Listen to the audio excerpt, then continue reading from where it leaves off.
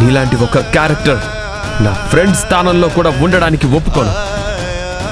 అలాంటిది నా కుటుంబ సభ్యురాలిగా ఉండడానికి నేను ఒప్పుకుంటానా?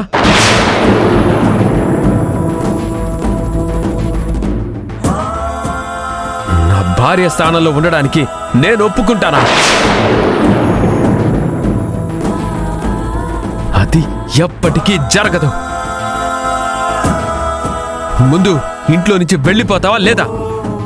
అది కాదు రాహుల్ బాబు. నువ్వు ఇంకొక మాట మాట్లాడినా వినడానికి నేను సిద్ధంగా లేను.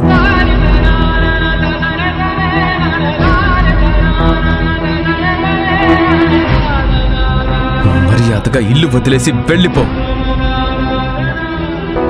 అసలు నీలాంటి దాన్ని చూస్తేనే నాకు అసహ్యంగా ఉంటుంది. పోతావా లేదా?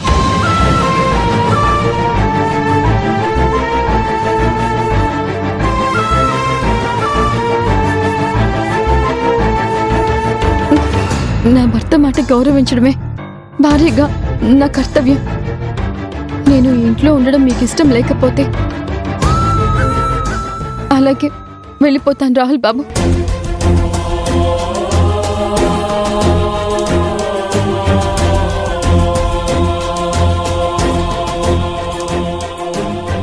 అభి ఆగు. బావ పిచ్చిగా ఏదో వాగుతుంటే నువ్వెందుకు వెళ్ళిపోవాలి? మధ్యలో మీరెవరూ ఆపే ప్రయత్నం చేయకండి. రే రాహుల్, ఏంట్రా ఇదంతా? నాన్న మీరు ఆగుతారా?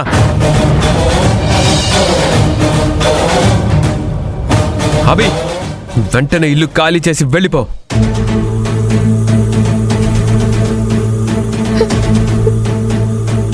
అమ్మా అభి,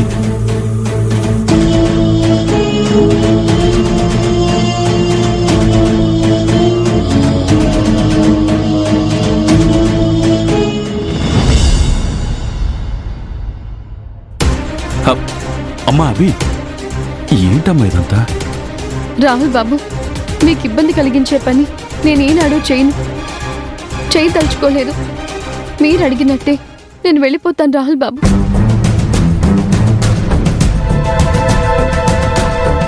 అమ్మా అభి ఆగు. రేయ్, అభి మారు వేషాలు వేయడమే తప్పైతే అభి వల్ల మీకు ఈ ఇంట్లో సమస్యలు ఏర్పడ్డాయి అని అనుకుంటే దానికి కారణం అభి కాదు, నేను.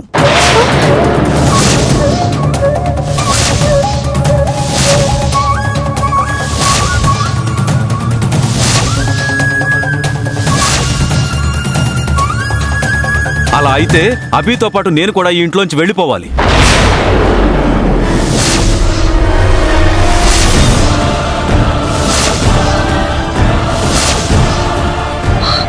ఏం మాట్లాడుతున్నారండి? అభి చేసిన తప్పుకి మీరెందుకు ఇల్లొదిలి వెళ్ళాలి? అభి ఒకప్పుడు నందనగాను అభిగాను 2 రూపాల్లో కనిపించడానికి కారణం నేను.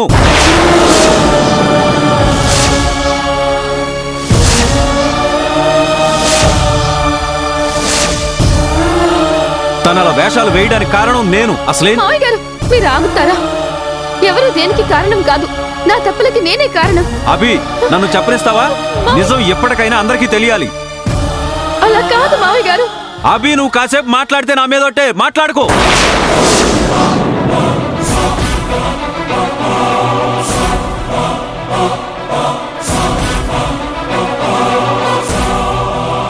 అభి తన ఒంటి రంగు మార్చుకోవడానికి కారణం నేను.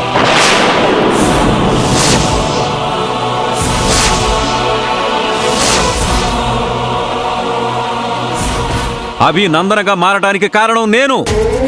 అవన్నీ చేసింది అభిని రాహుల్ని దగ్గర చేయడానికే, అంతేకాని అభిని మీరందరూ అపార్థం చేసుకోవడానికి కాదు.